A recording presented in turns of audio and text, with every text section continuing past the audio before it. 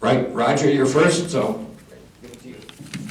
Well, thanks, Bill. I appreciate you setting all this up, and to everybody from NYSARA here. Thanks for having me. Thanks for having us. It's an honor. I'd also be remiss if I didn't recognize Kathy Zabinski, my friend in the back, and I'd like to give a round of applause to her for the campaign she did. And I don't think he's here in the room, but I think another NYSARA member who I certainly look up to and who has forgotten more about Social Security than I will ever know is Eric Kingston, who ran for this seat back in 2016, and someone that I personally look up to. But my name is Roger Misso. I'm a small town kid from the County Line Road. I grew up in a little village on the border of Wayne and Cayuga counties called Red Creek. And there are some things you know growing up, and there's some things you don't know growing up, right? You know that it snows a lot, and you gotta lift with your knees, not your back, right? When Dad tells you to go outside and shovel the walk, but you don't know the conditions necessarily that you grow up in. Syracuse.com recently listed the 50 poorest villages in upstate New York, and I looked through the list. There are 2 in our congressional district. The second poorest village is the village I grew up in, the village of Red Creek in Wayne County. The poorest village is the one right next door, the village of Wolcott in Wayne County. We were rival high schools. But you don't necessarily know that growing up as a kid, right? You see what's around you. You don't see how you are comparatively to other people in other places. And a lot of people feel like it's a shame to grow up poor. But for me, it's been a blessing. My family's never rich or wealthy. We were never politically connected, we weren't political donors, but we did dedicate our lives to public service. My grandfather was a lance corporal in the Marine Corps in the Vietnam era. Because his family's farm went insolvent when he was in his 50s, he drove a truck until he was well into his 60s, not because he wanted to, but because he needed to. My dad recently retired from 2 public service jobs. He was a career law enforcement officer with the state police, and he was a New York Army National Guard officer who deployed to Afghanistan in 2008. My mother works still at the school in Red Creek as a teacher's aide to help students with developmental disabilities. They taught me 3 important values: the values of hard work, fairness, and accountability. One other thing you have to know about my family. Growing up, my parents were some of the most Ronald Reagan, dyed in the red wool conservatives that you will ever meet. And they remain a little bit so to this day, although I convinced them not to vote for Donald Trump, so. So much so that they pretty much forbade, growing up as kids, any association with the Democratic Party whatsoever, right? Nothing on TV, nothing on the radio, nothing. So I grew up most of my life with that frame. And I will never forget the day that I became a Democrat. It was the summer before my senior year of high school. It was July of 2004. My parents had gone out to dinner or shopping or something. And I'm the oldest of 3 kids. So when your parents leave, what does that mean? It means you control the remote control, right? You know what I'm talking about. You control the remote control. You control what's on TV. Turn the TV on at the exact moment that a skinny kid with a funny name named State Senator Barack Obama was taking the stage at the Democratic National Convention to nominate Senator John Kerry to be the next president in 2004. And I watched the whole speech. And I had thought that the values of hard work, fairness, and accountability were Republican values. But what I learned from Barack Obama was that they are not. They are Democratic values, and never more than today. And his message resonated with me.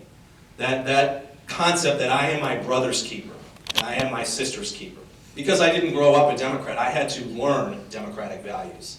And the core of my progressive values and beliefs are really summed up by someone who I came to study and to learn about and to love, and that was the late Senator Paul Wellstone, who said, "We all do better when we all do better." That's something I believe strongly.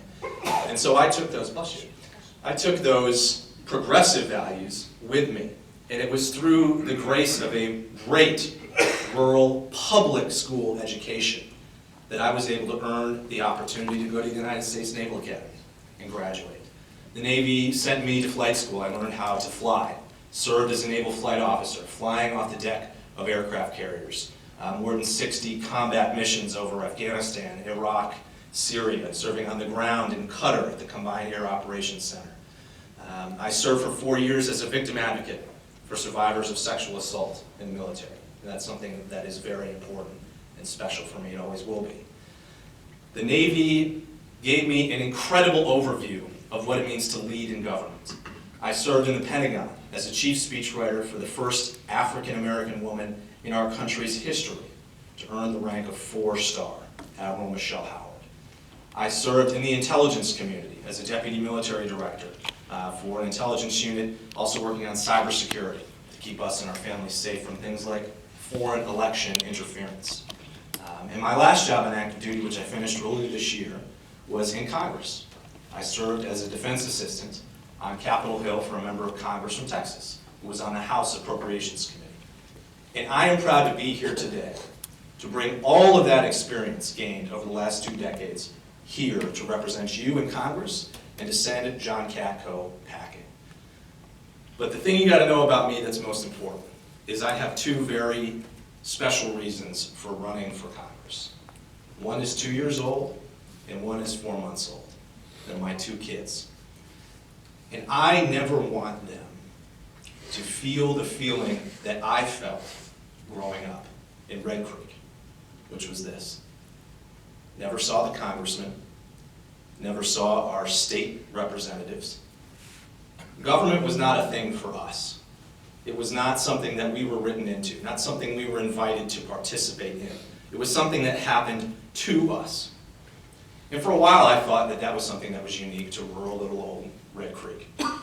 But today, I've accomplished one of my dreams, which is to live and raise a family on the east side of the city of Syracuse, which is where we live today, right by Nottingham High School.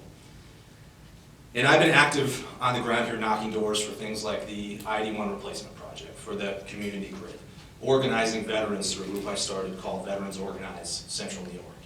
And as I've knocked doors on the south side and the west side and the north side of Syracuse, I felt and see that same exact thing. Congressman never shows up. We got pretty good state representatives now, depending on where you live. But government is not a thing that people feel invited to participate in. It is something that they are excluded from deliberately.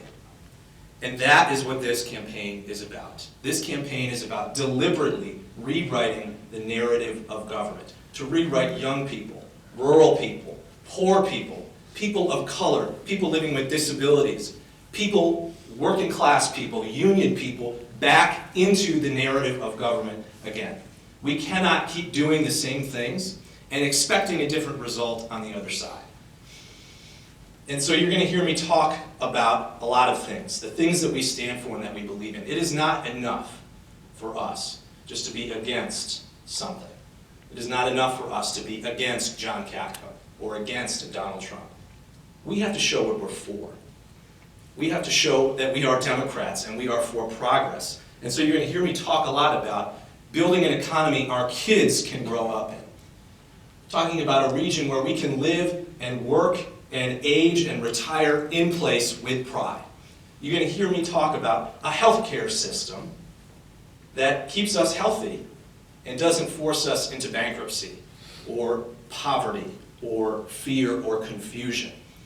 You're going to hear me talk about taking action on climate change so that we can actually preserve a world that our kids and grandkids can grow up in and live in and sustain forever. Those are the things that you're going to hear me talk about today, in addition to all of the other issues that we will bring up over the course of this campaign. I am proud to be here and to be with all of you, to be the rural candidate, to be the working class candidate up here on this stage. I am proud to bring my experience back home to this place that I grew up in, this place that I love, and I'll be proud to get to work for all of you on day one. And I look forward to your questions. Thank you.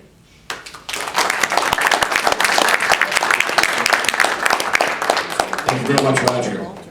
Next up is Frank Pinot.